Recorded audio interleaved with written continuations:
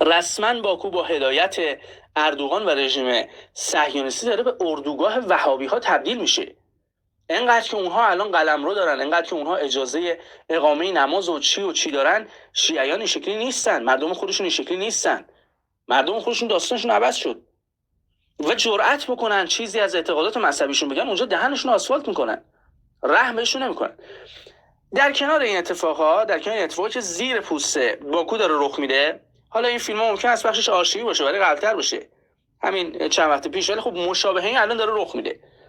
در کنار اینها بلبل زبانی های اصلی الهام باکو، زبان بسته که انداختن جلو، میخوان قربونیش کنن، پای ایران میخوان قربونیش کنن. این بیشرفی که ایران کم خوبی به پدرش نکرد، به پدر این بی پدر ما کم خوبی نکردیم، این رو انداختن جلو. اخیراً بلبل زبانی های علیه ایران داشته ویز های کرده. آقا یک کشوری هست رزمایش برگزار کرده میخواد به ارمنستان کمک بکنه.